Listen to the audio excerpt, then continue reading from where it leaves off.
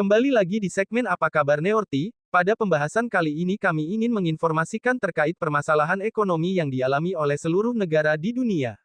Ekonomi merupakan salah satu bagian terpenting dalam ketahanan dan kedaulatan sebuah negara. Apabila sebuah negara memiliki kekuatan ekonomi yang kuat, maka negara tersebut akan menjadi negara besar yang maju, dan begitu juga sebaliknya. Namun akhir-akhir ini telah terjadi gejolak perekonomian atau istilah lainnya yaitu krisis.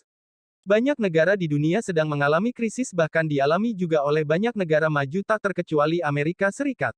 Banyak faktor penyebab munculnya krisis global ini, namun yang paling berpengaruh adalah karena adanya wabah penyakit yang menyerang dunia, yaitu pandemi virus corona, dan yang terbaru adalah dampak dari munculnya perang antar dua negara besar, yaitu Rusia dan Ukraina.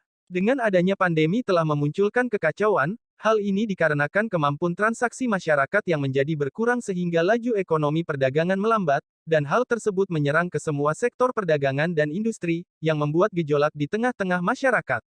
Dan belum usai dengan pandemi, kini telah muncul sebuah konflik yang terjadi di Ukraina. Konflik ini muncul karena terjadinya ketegangan antara Presiden Ukraina dan Presiden Rusia. Tidak lama setelah ketegangan terjadi, pihak Rusia melakukan penyerangan ke salah satu daerah di Ukraina yaitu di Kyiv. Akibat adanya perang ini, rantai perdagangan menjadi terputus dan mengalami hambatan.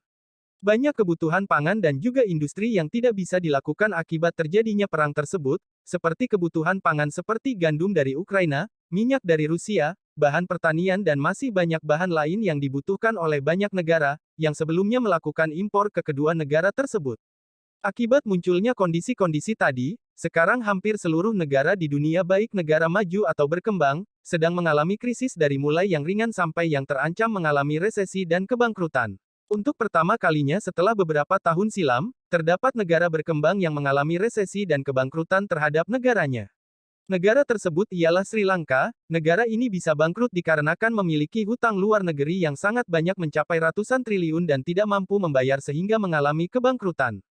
Namun kebangkrutan Sri Lanka sebenarnya tidak semata-mata hanya dikarenakan hutang, melainkan keterbatasan pangan dan industri lainnya yang menyebabkan kelangkaan kebutuhan dasar di negeri tersebut, sehingga di sana terjadi inflasi besar-besaran dan membuat masyarakat menjadi kacau.